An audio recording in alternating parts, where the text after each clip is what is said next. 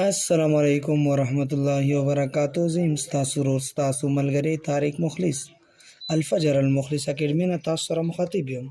که تاسو زموږ چینل کې نوي یې نو تاسو ته هرکلی وایو. زموږ چینل که تر اوسه پورې تاسو نه یې سبسکرایب کړی زموږ چینل سبسکرایب کړئ. نننی هومورک چې کوم ده هغه ده با. پرون مو چې کوم اوله پارت اول هومورک چې کوم هغه نقطې او الف و. نن چې کوم ده نن هومورک ده با ده.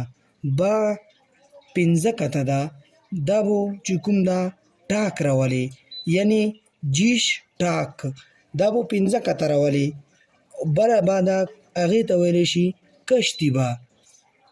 د پنځه کته چې کومه با ده دې ته وایي ناخوني. دا به سر کت نه چلو کې تر اخر کت پورې به داسې نیغه راولي. دې ته ویلی شي با ناخوني.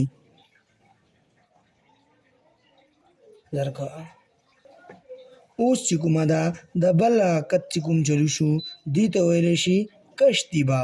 دا به تاسو 11 نه څومره اوږدوی شي تاسو ته او چې کوم ده اوږدولی شي، خو دا به چې کوم ده جیش نه راولي، ټاک به راولي.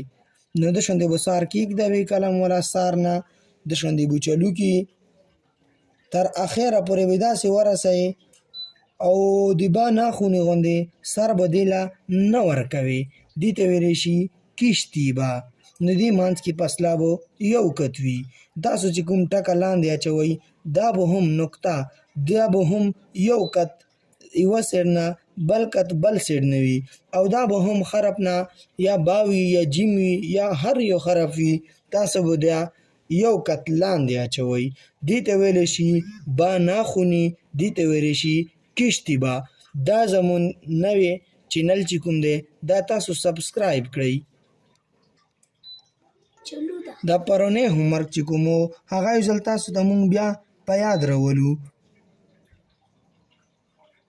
الف دا د پرونی هومورک دی. نننی هومورک چې کوم دی با ناخوني با کشتي با. دې ته ویلی شي کشتي با ځکه چې دا د کشتۍ غوندې اوږده وي.